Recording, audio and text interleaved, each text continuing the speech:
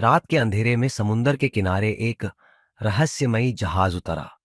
जहाज से निकला एक आदमी जिसका चेहरा छुपा हुआ था। उसकी आंखों में एक अजीब सी चमक थी, जैसे कोई खतरनाक योजना उसके दिमाग में हो। इस बार पृथ्वी पर एक नई मुसीबत आने वाली थी और सिर्फ एक ही इंसान उसे रोक सकता था। कृषि।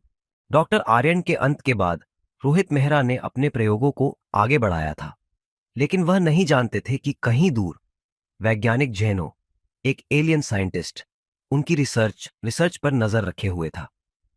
जैनो, जो अंतरिक्ष में अन्य ग्रहों को बर्बाद कर चुका था, पृथ्वी पर शासन करने के लिए आ चुका था। इस बीच कृष अपनी सामान्य जिंदगी जी रहा था, लेकिन तभी मुंबई में अचानक एक अजीब सी तबाही मचने लगी। बिजली के खंभे टूट रहे थे, आसमान लाल हो गया था और चारों तरफ अजीब रोशनी चमक रही थी।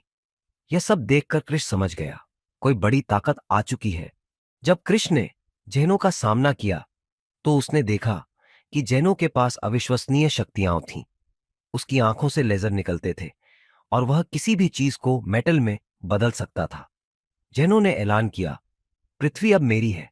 अगर कोई मुझे रोक सकता है तो आकर दिखाए। कृष्ण ने बिना समय गंवाए उससे लड़ाई की, लेकिन यह लड़ाई इतनी आसान नहीं थी।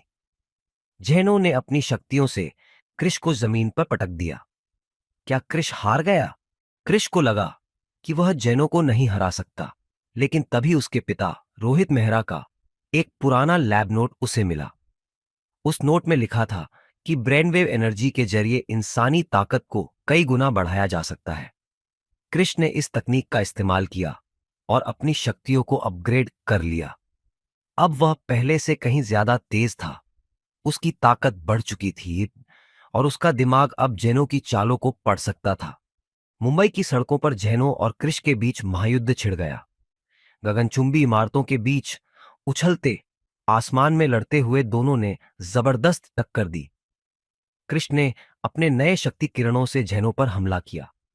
जैनो हिल गया, लेकिन हार मानने वाला नहीं था। उसने कृष को खत्म करने के लिए अपनी पूरी ताकत झोंक दी।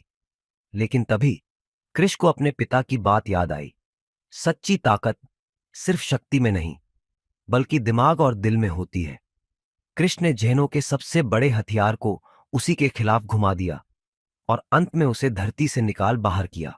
जैनो के अंत के बाद दुनिया फिर से सुरक्षित हो गई, लेकिन कृष को पता था कि भविष्य में और भी बड़ी चुनौतियां आएंगी।